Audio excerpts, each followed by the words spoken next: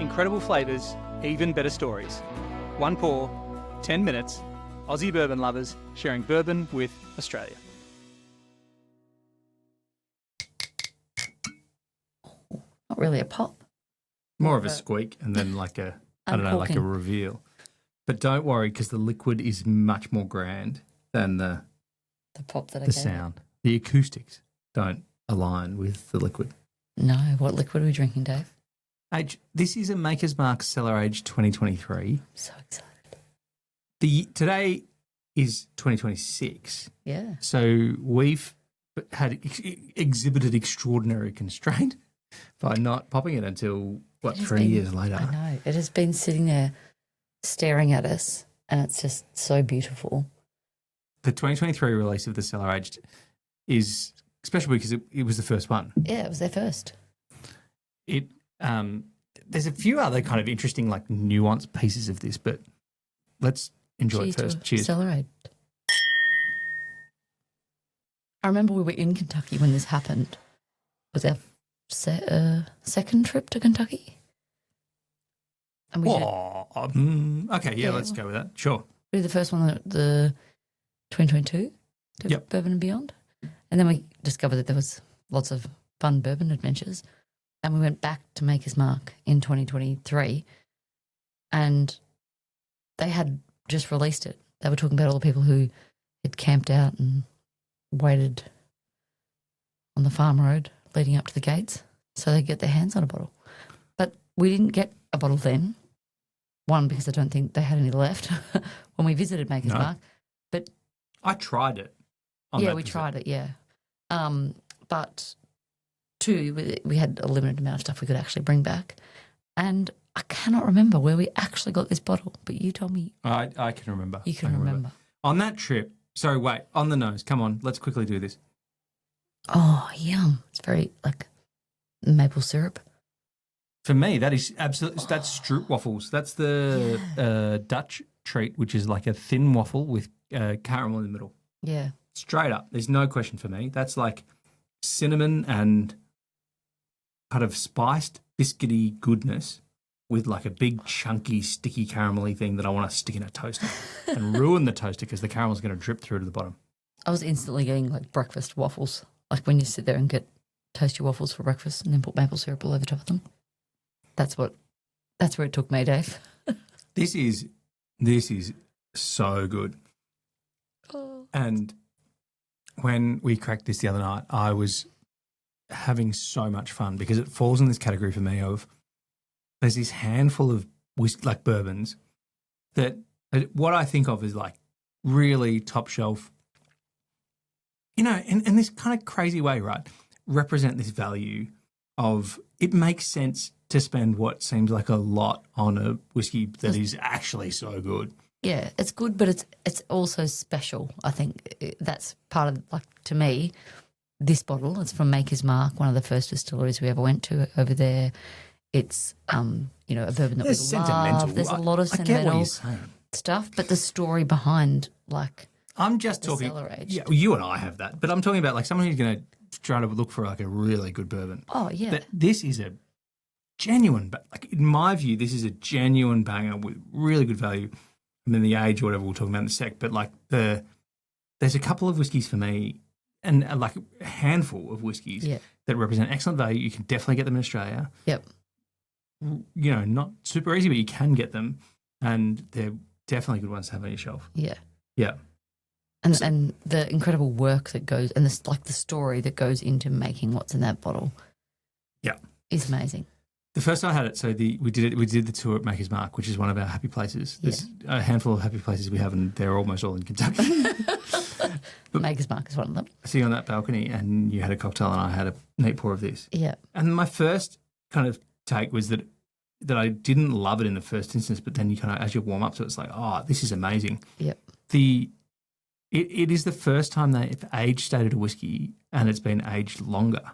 So can I bore everyone with what the process is? And I know we've done the episode earlier with Dr. Blake Layfield, who's kind of talked us through this thing. They do the first 6 years where it's a normal maker's barrel. Yep. And the juice is still normal makers, so there's nothing changed there. Yeah, same recipe, barrels in the brick houses, doing all the same stuff it normally would. Rotating from the top to bottom, from all your of that makers. stays all the same. Then for this particular one, they took 250 barrels. Well, this is the batch size. Yeah. And they put them into their cellar. So they used dynamite to blow the side out of that mountain, the hill, and they created this limestone cave. You get to go into the cave and it's like nice and cool and just filled with barrels. It is cool in there. So they normally age the 46 in there, where they kind of do the finishing. And the idea is it's not quite refrigerated, but it's like it's at such a cool temperature that the aging slows down the process. People who don't those playing at home, Kentucky has crazy weather fluctuations, which makes the whiskey in the barrel kind of go through the wood. And that goes kind of in and move out it out of of the wood really quickly. Which is what gives it the flavour from the wood and the char and the toast in the barrels. And so when you take it out of that environment and put it into a cold environment, the whiskey's not moving so rapidly through the wood because you can get to a point where you over oak. And so you do experience that with some You're whiskeys aging that are it older. more without it going in and out of the barrels as fast. And so you're not getting that extra oakiness that you can get on something that's quite aged. So the true uniqueness in this one is literally on the label that it's aged in a cellar. First 6 years are done traditionally, and then they put it into a cellar. Yeah. And so the rest of it. So in this particular one, 87% of the whiskey is aged 12 years, 13% of it's aged 11 years. And it's an annual release. They do this every year, a new release of this every year. So this is the 23, there's 24 and 25, and they'll do a 26 this year. Yep. But so makers have been cellar aging whiskey, Dave, for as long as we've been enjoying whiskey. Sure. I've been enjoying whiskey longer than that. Oh, no, sorry, I should say. It's like as in we've kind of been doing our trips to Kentucky and starting podcast adventures and stuff for the last 3 years. Oh, I see what you're saying. They've been releasing it for that long. Yeah, releasing it for that long. Oh, yeah. Okay, we'll go with that. Sure. Yeah. And it's a really cool expression because you can get this extra age out of it. And here is this thing that I spoke about a couple of weeks ago, which is that I got this fun new insight from a friend of ours only recently. Yeah. And I don't want to say too much that I'm not allowed to say. Oh, well, don't say it. I know that there is some really good stuff still going to come from Maker's Mark down the road. Maker's Mark. Because when they released this, everyone went, "What's the oldest stuff you have?" And I think Blake kind of intimated this on the podcast, is that people say, "How old have you got and how good does it get with how old it is?" Yeah. And I think he said with the 2025 release, it's like, this is the oldest stuff we've got. We've put it in here. Yeah. You're tasting the best old stuff we've got. Yep. But the good news is what the cellar can do and what they can kind of blend and make from that. Everyone's getting to experience every year they release stuff, and there's more good stuff coming. But Makers they're always experimenting on what else could we do. Like they've got their 46 where they've added the staves in, and then they've got the cellar aged, and they've done their Star Hill Farm. Like it just, I don't know, they're constantly better and better and more amazing things. So I'm excited about where Maker's Mark is going with whatever fun stuff is coming down the road. There's this lovely richness to this as well, isn't it? It's like a lovely, I had a mouthful there. I get a little bit of cherry Coke. Yep. Which is a weird thing to say about a whiskey. That cherry note that I often talk about with Makers is like beautiful sweetness and that cherryness. I like the flavour stays in your mouth. Like sometimes you kind of have it and then it's gone and you have a bit more, whereas this, like I wouldn't drink that as fast because the flavour is still there. Like it stays that really delicious, rich. Like, long finish. Yeah, long finish is the word I was looking for. This one also feels like there's a real significant mouthfeel, like a sticky mouthfeel that it has like a substantialness to it. Yeah, that's what I'm saying. Like a weight. You don't want to drink it quickly. Yeah, because it's like you'd miss out on all those different flavours and the party that's happening in your mouth. Is that part of what I'm? Yeah, maybe that's part of what I'm saying about the value. It feels like there's like it's more substantial than what some other whiskies that I really enjoy have. Yeah. It's like it's easy and delightful to drink, but you don't want to drink it quickly because it like the flavour's changing. I love it. It's like it just sits there. And one of my favourite influences online, Bardstown native, the Bourbon Duchess. Yes. Whitney was on at Kentucky Bourbon Festival and interviewed people lining up for Cellar Aged 2025. Yeah. And they were spending 45 minutes to an hour in the sun, standing in a line, waiting for this. Worth the wait. I hate queues. I really do. Yes, he's It's not. not very much I'd queue up for. I don't think there's anything much you'd queue up for, Dave. Don't queue up for almost anything at all. No. Would you queue up for this?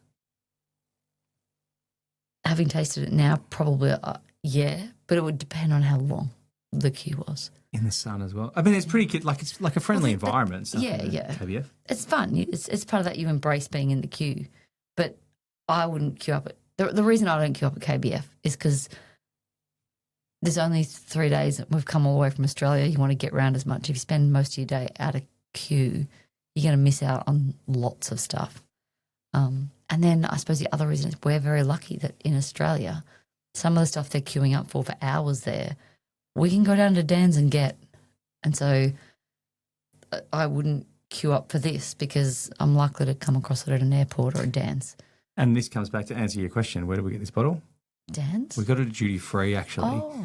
It's interesting, and I'm lucky that I remember. get to travel a bit for work, and so I often walk past bottles of Cellar Aged at duty free at Melbourne Airport because that's where you can get it, and What's the people trick, are walking Dave? past it because they don't know what it is, No.